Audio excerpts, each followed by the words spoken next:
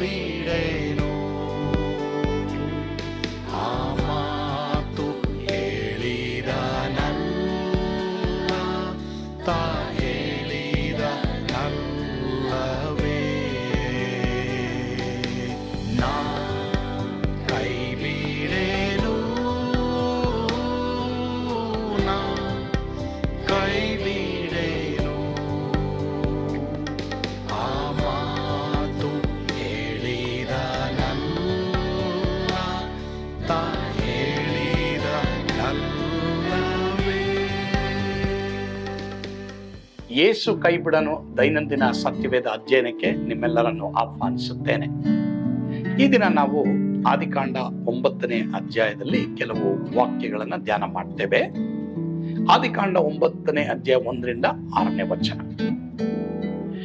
ದೇವರು ನೋಹನನ್ನು ಅವನ ಮಕ್ಕಳನ್ನು ಆಶೀರ್ವದಿಸಿ ಅವರಿಗೆ ಬಹು ಸಂತಾನವುಳ್ಳವರಾಗಿ ಹೆಚ್ಚಿರಿ, ಭೂಲೋಕದಲ್ಲೆಲ್ಲ ತುಂಬಿಕೊಳ್ಳಿರಿ, ಭೂಮಿಯ ಮೇಲಿರುವ ಎಲ್ಲ ಮೃಗಗಳು, ಆಕಾಶದ ಎಲ್ಲ ಪಕ್ಷಿಗಳು, ನೆಲದ ಮೇಲೆ ಹರಿದಾಡುವ ಎಲ್ಲ ಕ್ರಿಮಿಗಳು, ಸಮುದ್ರದ ಮೀನುಗಳು ನಿಮಗೆ ಬೆದರಿ ಅಂಜಿಕೊಳ್ಳುವು.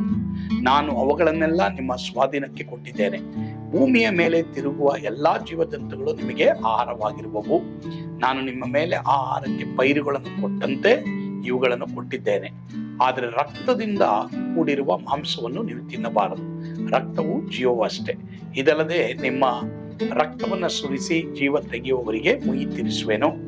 ಮೃಗವಾಗಿದ್ದರೆ ಅದಕ್ಕೂ, ಮನುಷ್ಯನಾಗಿದ್ದರೆ ಹತವಾದವನು ಅವನ ಸಹೋದರನಾಗಿರುವುದರಿಂದ ಅವನಿಗೂ ಮುಯಿ ತೀರಿಸುವೆನು ತಿಳಿದುಕೊಳ್ಳಿರಿ. ನರಹತ್ಯವು ಸಹೋದರ ಹತ್ಯವಲ್ಲವೇ? ದೇವರು ಮನುಷ್ಯರನ್ನು ತನ್ನ ಸ್ವರೂಪದಲ್ಲೇ ಉಂಟು ಮಾಡಿದ್ದರಿಂದ ಯಾರು ಮನುಷ್ಯನ ರಕ್ತವನ್ನು ಸುರಿಸುತ್ತಾರೋ ಅವರ ರಕ್ತವನ್ನ ಮನುಷ್ಯರೇ ಸುರಿಸುತ್ತಾರೆ. ಸರಿ, ಈ ಭಾಗದಲ್ಲಿ ನಾವು ನೋಡ್ತಾ ಇದ್ದೀವಿ. ಈಗ ದೇವರು ನೋಹನನ್ನು ಅವನ ಕುಟುಂಬದವರನ್ನ ನೀವು ಆಚೆ ಬನ್ರಿ ಅಂತ ಹೇಳ್ತಾರೆ. ನಾವೆಯಿಂದ ಆಚೆ ಬರ್ತಾರೆ. ಮತ್ತೆ ಭೂಲೋಕದ ಒಂದು ಆಶೀರ್ವಾದಗಳು ಸಹ ಅವರಿಗೆ ದೇವರು ಕೊಡ್ತಾರೆ. ಅದರಲ್ಲಿ ಒಂದು ಆಶೀರ್ವಾದ ನಾವು ನೋಡುವಾಗ ದೇವರು ಅವ್ರಿಗೆ ಹೇಳ್ತಾರೆ, ಎಲ್ಲ ಮೃಗಗಳು, ಪ್ರಾಣಿಗಳು ನಿಮಗೆ ಬೆದರಿ ಹಂಚಿಕೊಳ್ತವೆ ಅಂತ ನಾವು ನೋಡ್ತೀವಲ್ಲ. ಈಗ ಯಾವುದೇ ಪ್ರಾಣಿ ಇರ್ಬೋದು, ಮನುಷ್ಯ ಅಂದ ತಕ್ಷಣನೇ ಬೆದರಿ ಹಂಚಿಕೊಳ್ತೇವೆ. ಹಾಗಾದ್ರೆ ಸತ್ಯವೇದ ಎಷ್ಟು ಸತ್ಯಪ್ರಿಯರೇ ಅಲ್ವಾ? ಎಲ್ಲ ಮೃಗಗಳು, ಪಕ್ಷಿಗಳ ಮೇಲೆ, ಮಾತೊಳ್ಳೆ ಪ್ರಾಣಿಗಳ ಮೇಲೆ ದೇವರು ನಮಗೆ ಅಧಿಕಾರ ಕೊಟ್ಟಿದ್ದಾರೆ. ಯಾವ ಒಂದು ದುಷ್ಟ ಮೃಗಗಳಿಗೂ ನಾವು ಎದುರೋದು ಬೇಡ. ಪ್ರತಿದಿನ ರಾತ್ರಿ ಮಲಗಬೇಕಾದ್ರೂ ಸಹ ದೇವರೇ, ಯಾವ ದುಷ್ಟ ಮೃಗಗಳು ನಮ್ಮ ಹತ್ರ ಬರದೇ ಇರುವ ಹಾಗೆ ನಿನ್ನ ದೇವದೂತರ ಕಾವಲು ನೀಡು ಎಂಬುದಾಗಿ ನೀವು ಅಧಿಕಾರದಿಂದ ಪ್ರಾರ್ಥನೆ ಮಾಡಿ ಖಂಡಿತವಾಗಿ ಆ ದುಷ್ಟ ಮೃಗಗಳು ಬೆದರಿಕೊಳ್ತವೆ. ಮತ್ತೆ ಇನ್ನೊಂದು ದೇವರು ಅಲ್ಲಿ ಏನ್ ಹೇಳ್ತಾ ಇದ್ದಾರೆ ಎಂಬುದಾಗಿ ನಾನು ನೋಡುವಾಗ, ಅವುಗಳನ್ನೆಲ್ಲ ನಿಮ್ಮ ಸ್ವಾಧೀನಕ್ಕೆ ಕೊಟ್ಟಿದ್ದೇನೆ. ಮೃಗಗಳು ನಮ್ಮನ್ನು ಕಂಟ್ರೋಲ್ ಮಾಡಬಾರ್ದು, ನಾವು ಮೃಗಗಳನ್ನ ಕಂಟ್ರೋಲ್ ಮಾಡಬಹುದು. ಅದಕ್ಕೆ ನಾವು ಈ ಝೂಗಳಲ್ಲಿ ಕೆಲವು ದೊಡ್ಡ ದೊಡ್ಡ ಈ ಪ್ರಾಣಿಗಳು ನಾವು ನೋಡುವಾಗ ಮನುಷ್ಯ ಯಾವ ರೀತಿ ಕಂಟ್ರೋಲ್ ತರ್ತಾನಲ್ವಾ, ಇದೆಲ್ಲ ಯಾರು? ದೇವರು ಅವನು ಕೊಟ್ಟಂತ ಆಶೀರ್ವಾದ. ಹಾಗಾದ್ರೆ ದೇವರು ಇದಾರಲ್ವಾ? ಸರಿ, ಇನ್ನೊಂದು ವಾಕ್ಯ ನಾವು ನೋಡ್ತೀವಿ. ಭೂಮಿಯ ಮೇಲೆ ತಿರುಗುವ ಎಲ್ಲ ಜೀವ ಜಂತುಗಳು ನಿಮಗೆ ಆಹಾರವಾಗಿರುವವು. ಮತ್ತೆ ನಾನು ನಿಮ್ಮ ಆಹಾರಕ್ಕೆ ಪೈರುಗಳನ್ನು ಕೊಟ್ಟಂತೆ ಇವುಗಳನ್ನು ಕೊಟ್ಟಿದ್ದೇನೆ. ಅಂದ್ರೆ ದೇವರು ಇಲ್ಲಿ ನಾನ್ ವೆಜಿಟೇರಿಯನ್ಸ್, ವೆಜಿಟೇರಿಯನ್ಸ್ ಈ ಎರಡನ್ನೂ ಮನುಷ್ಯನಿಗೆ ಕೊಟ್ಟಿದ್ದಾರೆ. ಯಾವ್ದು ಬೇಕಾದ್ರೂ ಮನುಷ್ಯನು ತಿನ್ಬಹುದು, ಯಾವ್ದು ತಿನ್ನೋದ್ರಲ್ಲಿ ಏನು ತಪ್ಪಿಲ್ಲ. ಸೊ ದೇವರು ಮನುಷ್ಯನಿಗೆ ಆಹಾರಕ್ಕಾಗಿ ಇದನ್ನೆಲ್ಲ ಕೊಟ್ಬಿಟ್ಟೇನೆ ಮನುಷ್ಯನನ್ನ ಸರಿನಪ್ಪ ಈಗ ಭೂಲೋಕದಲ್ಲಿ ನೀವು ತುಂಬಿಕೊಳ್ಳ್ರಿ ಅಂತ ಹೇಳ್ತಾ ಇದ್ದಾರೆ. ಹೀಗಾಗಿ ಈ ಲೋಕದಲ್ಲಿ ನನಗೆ ಏನಿಲ್ವೇ, ಯಾಕಪ್ಪ, ಏನಪ್ಪ ಎಂಬುದಾಗಿ ನಾವು ಹೇಳ್ತೀವಿ. ಆದ್ರೆ ಈ ಲೋಕದಲ್ಲಿ ದೇವರು ಮನುಷ್ಯನಿಗೆ ಎಲ್ಲ ತಯಾರು ಮಾಡಿದ್ದಾರೆ. ಹಾಗಾದ್ರೆ ನಾವು ದೇವರ ಮಕ್ಕಳಾಗ್ಬಿಟ್ರೆ, ಯೇಸು ಕ್ರಿಸ್ತನಿಗೆ ನಮ್ಮ ಹೃದಯವನ್ನು ಒಪ್ಪಿಸಿಕೊಟ್ರೆ, ಇನ್ನೇನೆಲ್ಲ ಪ್ರಿಯ ದೇವರ ಮಕ್ಕಳೇ ನಮ್ಮ ಜೀವಮಾನದಲ್ಲಿ ಆಗ್ಬಹುದು ಅಲ್ವಾ? ದೇವರು ಇನ್ನು ಎಷ್ಟರ ಮಟ್ಟಿಗೆ ನಮ್ಮನ್ನ ನೋಡ್ಕೊಳ್ತಾರೆ. ಸತ್ಯವೇದದಲ್ಲಿ ಬರ್ತಿದೆ, ರೋಮ 8:32 ತನ್ನ ಸ್ವಂತ ಮಗನನ್ನೇ ನಮಗೆ ಒಪ್ಪಿಸಿಬಿಟ್ಟ ಮೇಲೆ ಸಮಸ್ತವನ್ನು ನಮಗೆ ದಯಪಾಲಿಸದೇ ಇರುವನೇ ಖಂಡಿತವಾಗಿ ದೇವರು ಎಲ್ಲವನ್ನ ನಮಗೆ ದಯಪಾಲಿಸುವವರಾಗಿದ್ದಾರೆ. ಅದು ಮಾತ್ರವಲ್ಲದೆ ದೇವರು ಇನ್ನೊಂದು ಅಲ್ಲಿ ವಾರ್ನಿಂಗ್ ಕೊಡ್ತಾರೆ. ಅದೇನಂತಂದ್ರೆ, ನೀವು ಮನುಷ್ಯನ ರಕ್ತವನ್ನ ಸುರಿಸಬಾರ್ದು. ಪ್ರಾಣಿ ಆಗಿರ್ಬೋದು, ಮನುಷ್ಯ ಆಗಿರ್ಬೋದು. ಅಂದ್ರೆ ಪ್ರಾಣಿಯನ್ನ ರಕ್ತವನ್ನು ಸುರಿಸಬಾರ್ದು, ಮನುಷ್ಯನ ರಕ್ತವನ್ನು ಸುರಿಸಬಾರ್ದು. ಇದರ ಅರ್ಥ ಏನು? ಅವರಿಗೆ ಮುಯ್ಯಿ ಆಗುತ್ತೆ ಅಂತ ದೇವರು ಹೇಳ್ತಾ ಇದ್ದಾರೆ. ಅದರರ್ಥ ದೇವರಿಗೆ ಕೊಲೆ ಆಗೋದು ಇಷ್ಟ ಇಲ್ಲ, ಕೊಲೆ ಮಾಡೋದು ಇಷ್ಟ ಇಲ್ಲ. ಸೊ ಹೀಗಾಗಿ ಕೊಲೆ ಮಾಡಕ್ ಹೋಗ್ಬೇಡಿ. ಕೊಲೆ ಮಾಡಿ ತಪ್ಪಿಸ್ಕೊಳ್ತೀನಿ ಅಂದ್ರೂ ಆಗಲ್ಲ. ಕೊಲೆ ಮಾಡೋದ್ರಿಂದ ದೇವರೇ ಮುಯ್ತಿರ್ತಾರೆ. ಒಂದು ವೇಳೆ ಮನುಷ್ಯ ಅದನ್ನ ಮುಚ್ಚಿಬಿಡ್ಬಹುದು, ಆದ್ರೆ ದೇವರು ಅದನ್ನ ಮುಚ್ಚಲ್ಲ. ಮನುಷ್ಯನ ರಕ್ತ ಭೂಮಿಯಿಂದ ಕರೀತದೆ ಎಂಬುದಾಗಿ ನಾವು ನೋಡೋರಾಗಿದ್ದೇವೆ.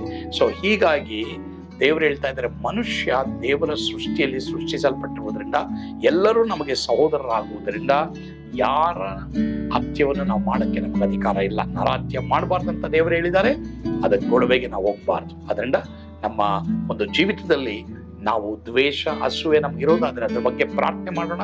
ಇದು ನನಗೆ ಇರಬಾರ್ದು ಎಂಬುದಾಗಿ ದೇವರು ಕೇಳ್ಕೊಳ್ಳೋಣ. ಖಂಡಿತವಾಗಿ ದೇವರು ಕಾರ್ಯ ಮಾಡ್ತಾರೆ. ನಮಗೆ ದೇವರು ಮನುಷ್ಯನ ಮೇಲೆ ಪ್ರೀತಿಯನ್ನು ಕೊಡ್ತಾರೆ. ಒಬ್ರನ್ನೊಬ್ರು ನಾವು ಗೌರವಿಸೋಣ. ಕರ್ತನ ಆ ರೀತಿಯೇ ನಿಮ್ಮ ಕುಟುಂಬಗಳಲ್ಲಿ, ಸಭೆಗಳಲ್ಲಿ ನೀವೆಲ್ಲಿ ಕೆಲಸ ಮಾಡ್ತಿರೋ ಒಬ್ರನ್ನೊಬ್ರು ಗೌರವಿಸುವ ಹಾಗೆ ದೇವರು ನಮ್ಗೆ ಕೃಪೆ ಕೊಡ್ಲಿ. ಆಮೇಲೆ ಪ್ರಾರ್ಥಿಸೋಣವಾ? ನಮ್ಮನ್ನು ಬಹಳವಾಗಿ ಪ್ರೀತಿ ಮಾಡುವಂತ ನಮ್ಮ ಸ್ವರ್ಗೀಯ ತಂದೆ ಆದ ದೇವರೇ, ಹೌದು ಸ್ವಾಮಿ, ಯಾರ್ಯಾರಿಗೊತ್ತು ದ್ವೇಷ, ಅಸೂಯೆ, ಹೊಟ್ಟೆ ಕಿಚ್ಚಿನಲ್ಲಿ ದೇವರೇ ಬಿಡುಗಡೆ ಆಗಕ್ಕಾಗ್ತಾ ಇಲ್ವೋ ಅಪ್ಪ ತಂದೆ ದೇವರೇ, ಅವರಿಗೆ ಬಿಡುಗಡೆ ಕೊಡಪ್ಪ. ಮತ್ತೊಬ್ಬರನ್ನ ನೋಡಿ ನಾವು ಗೌರವಿಸಬೇಕು, ಸಂತೋಷಿಸುವ ಹಾಗೆ ನಮ್ಮೆಲ್ಲರಿಗೂ ನೀ ಕೃಪೆ ಕೊಡಪ್ಪ. ಆ ರೀತಿ ನೀನು ಮಾಡ್ತೀಯಪ್ಪ, ಅದಕ್ಕಾಗಿ ಸ್ತೋತ್ರ, ಸ್ತುತಿ, ಘನ, ಮಾನ, ಮಹಿಮೆ ನೀವು ಒಬ್ಬರೇ ಹೊಂದಿಕೊಡ್ರಿ ಸ್ವಾಮಿ. ಯೇಸುವಿನ ಹೆಸರಿನಲ್ಲಿ ಪ್ರಾರ್ಥಿಸ್ತೇವೆ ದೇವರೇ, ಆಮೇಲೆ. ಕರ್ತನು ತಾನೇ ನಿಮ್ಮೆಲ್ಲರನ್ನ ಆಶೀರ್ವಾದ ಮಾಡಲಿ. ಸ್ವರ್ಗದ ಆನಂದ ನಿಮ್ಮೆಲ್ಲರನ್ನು ತುಂಬಿ ತುಳುಕಲಿ. ಆಮೇನ್.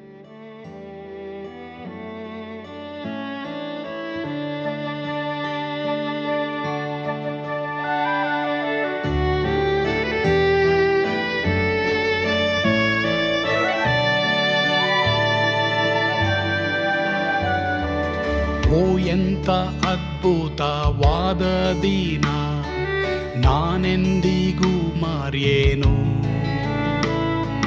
ಪಾಪಂಧಕಾರದೊಳ್ ಅಲೆದೇನ, ರಕ್ಷಕನ ಕಂಡೇನು.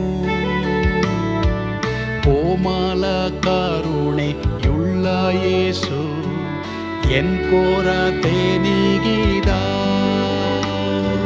ಕತ್ತಲೆ ಹೋಯಿತು, ಜ್ಯೋತಿಯು ಮೂಡಿತು, ನಾನೀಗ ಧನ್ಯನಾದೆ. ಸ್ವರ್ಗದ ನಂದ ಎನ್ನಾತ್ಮ ತುಂಬಿತು, ಶಿಲುಬೆನಾಗ ಎನ್ ಸ್ವಸ್ಥ ಗೈದನು. ಎನ್ ಪಾಪ ತೋಳೆದ, ಈರುಳ ದಿನಕ್ಕೆ ತಿರುಗಿದ. ಸ್ವರ್ಗದ ನಂದ ಎನ್ನಾತ್ಮ ತುಂಬಿತು.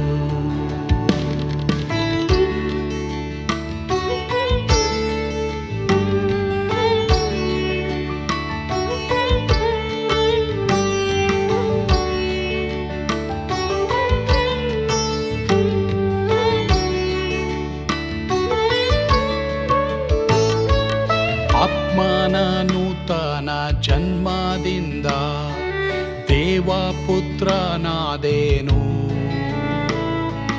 ನೀತಿ ನಿರ್ಣಯವ ಹೊಂದಿದೇನು, ಭಾಗ್ಯವಂತನಾದೇನು.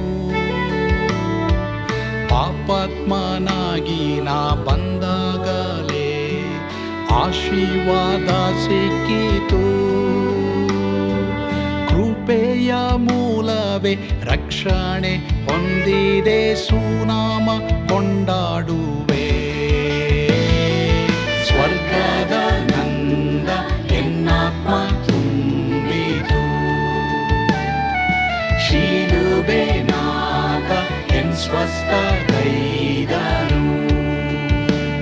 ಎನ್ ಪಾಪ ತೋಳೆದ, ಈರುಳ ದಿನಕ್ಕೆ ತಿರುಗಿದ. ಸ್ವರ್ಗದ ನಂದ ಎನ್ನಾತ್ಮ ತುಂಬಿತು.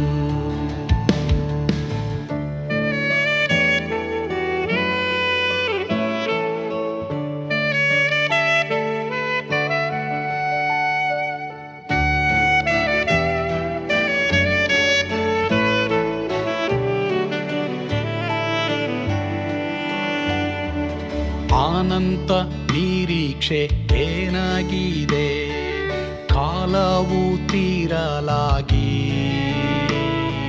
ಸ್ವರ್ಗದ ಭವ್ಯ ಪೀಡಾರದಲ್ಲಿ ನಿತ್ಯವಾಗಿ ಇರುವೆ. ಶಿಲುಬೆ ನನಗೆ ನಂಬಿಕೆಗಾದರವೇ. ನಿತ್ಯ ಐಶ್ವರ್ಯವ ದಿವ್ಯಾಶೀರ್ವಾದವ ಕರ್ತ ಇವನೇ ನಗೆ. ಸ್ವರ್ಗದ ನಂದ ಎನ್ನಾತ್ಮ ತುಂಬಿತು, ಶಿಲುಬೆನಾಗ ಎನ್ ಸ್ವಸ್ಥ ಗೈದನು. ಎನ್